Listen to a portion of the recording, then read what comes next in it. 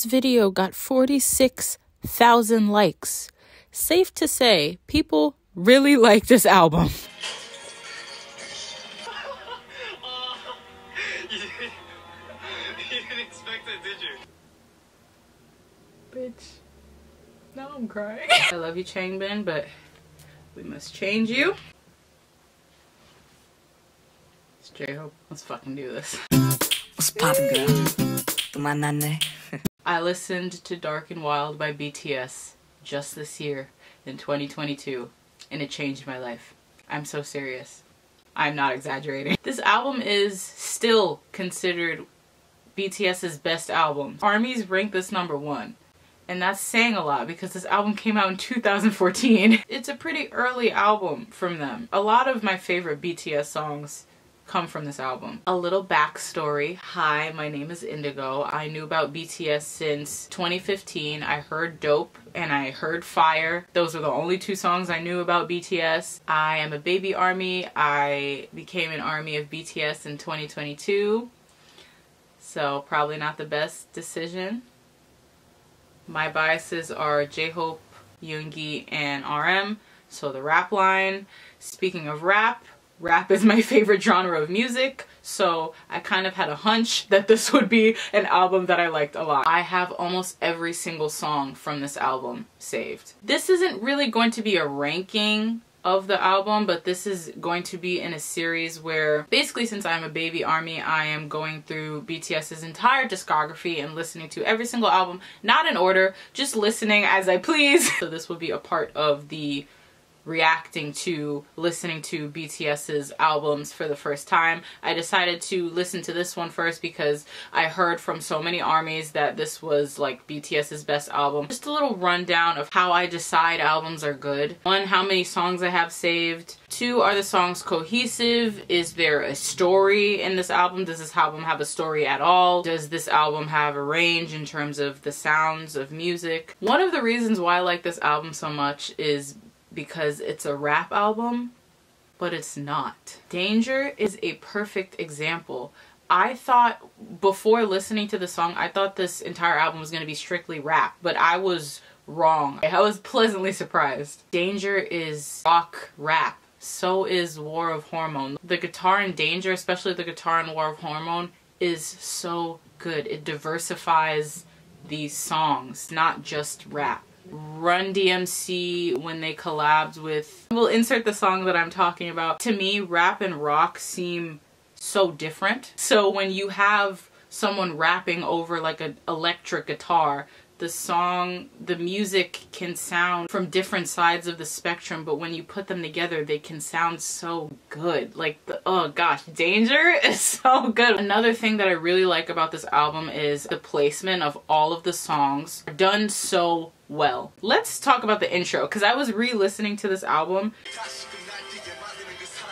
It's like, what the fuck? Like, it sounds so angelic. Like, that is not, when I first was listening to this was not what I thought it was gonna sound like. But to go from that to Danger, and then to go from Danger to War of Hormone, it's, like I said, cohesive. The songs don't sound the same, but they sound similar. They have that nice upbeat vibe to start the album out. Because when you start an album out, in my opinion, if I'm listening to an album and the first 2 songs are melancholy, unless if that's what you're going for, I think having like a nice rock rap song with like a nice electric guitar to start the album out, it just pulls you in. I'm bumping it, I'm listening to it, and then we get Hip Hop File. Holy fuck.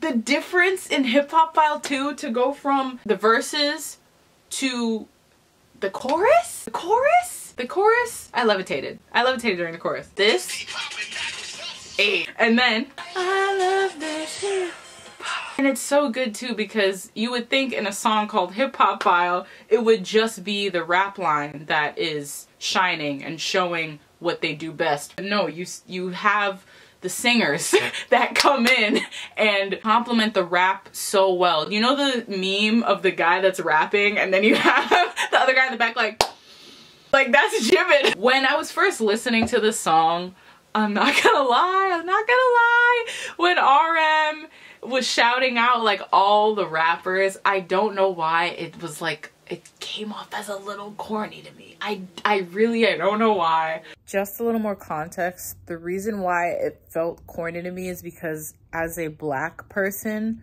who got introduced to K-pop and is literally listening to K-pop, watching K-pop videos, music videos and stuff every single day, I am so used to seeing people who are Korean, who are not Black, taking hairstyles, taking literally everything from us without giving us any credit at all. The amount of cultural appropriation I see in the K-pop industry, it's just so ironic how K-pop takes so much from us, yet at the same time can be so ignorant and give us absolutely no credit. And then on top of, let me pause Red BTS. And then on top of that, these niggas be racist as fuck. But I know it's not. I know that for the rap line, it means a lot to them. If anything, looking back now, it's nice to see some K-pop rappers give flowers to the reason why K-pop exists. K-rap, K-R&B,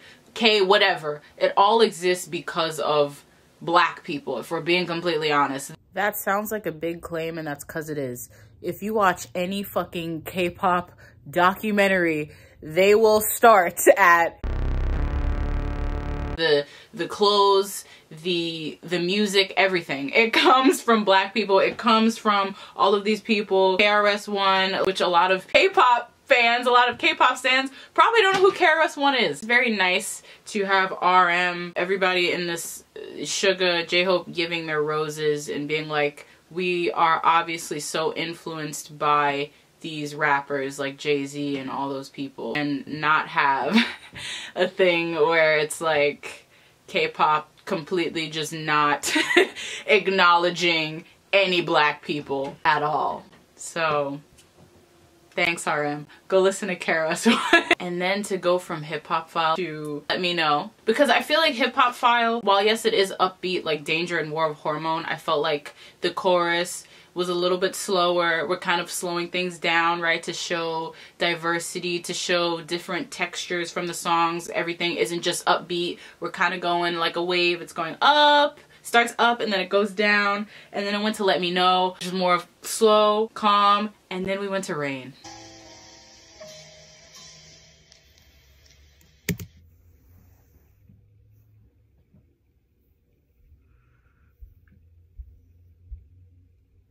I'm a different person now. There's literally pre-BTS Rain and post-BTS Rain. And those are two dramatically different parts of my life. This song literally changed my life. I'm not being dramatic. I literally looped the song 10 times in a row. Oh my gosh. I was reading over the English translations, and to just have a song about not feeling the best and going out and just taking a walk. Like, I feel like when it rains, people tend to stay inside, but when it rains, I go out of my way to go outside and take a walk. So I felt very validated and seen. I feel like extremes are showcased in media, and just extremes are showcased in general when you're feeling very angry or you're feeling very sad and depressed. Another extreme is feeling empty. And I feel like feeling empty is not something that's talked about a lot. Especially during the Panini press, everybody was inside and just dealing with their own thoughts. So I feel like Rain was a very, very good song. BTS is very open with talking about mental health and stuff. So to hear them talk about something that I used to feel, where I just felt empty. And I still sometimes I don't feel the best. You know, I kind of feel meh. And I just go outside, and like taking a walk definitely helps. I've listened to this song while I've went outside because I didn't feel that good, and taken a walk, and I felt so much better. And then to go from Rain to BTS Cypher Part 3, just all the way back up. I first heard this song during the Free Busan concert. This is a great workout song. Could You Turn Off Your Cell Phone was a bit corny. It was giving very much Facebook deep fried meme. Book good, phone bad, but it's 2014 and smartphones were still kind of like, oh my god, wow, smartphones, you know. So I'll give it a pass because it was 2014. Good song though. Let's get to Look Here, because Look Here is a song that I heard before I listened to this entire album, and they absolutely 125% put crack in that song. RM's rap.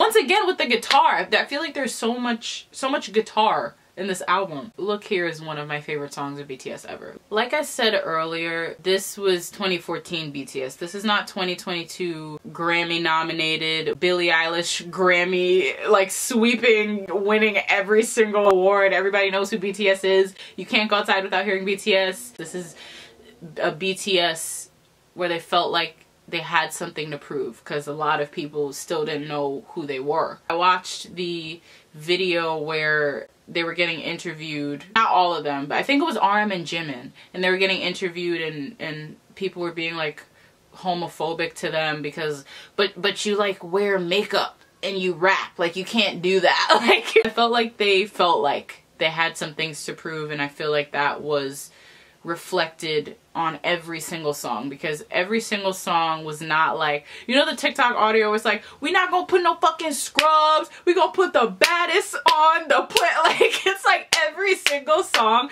even though I literally don't have like 2 songs saved in this album, but like, it's not like, oh, I don't have the song saved because they're not good. They're good, they're just not for me. Every single song, people got to shine, the rap line got to shine, obviously, but everybody got to shine. Everything felt like it was done strategically. It wasn't like, oh, we'll put this here and oh, we'll put this here. This album literally felt like here, like a roller coaster, down, up, and then it ends. It's so good.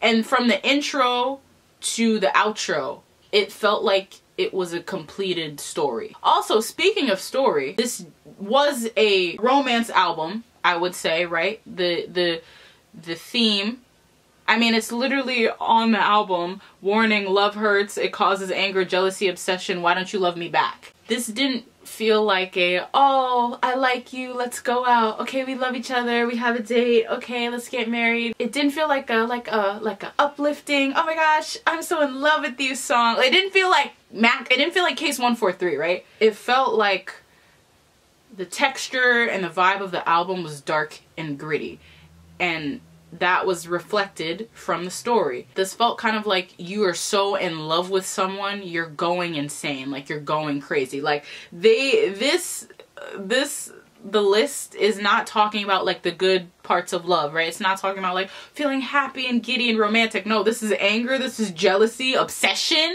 Like, it kind of felt borderline like, okay, like let's calm down. Like danger?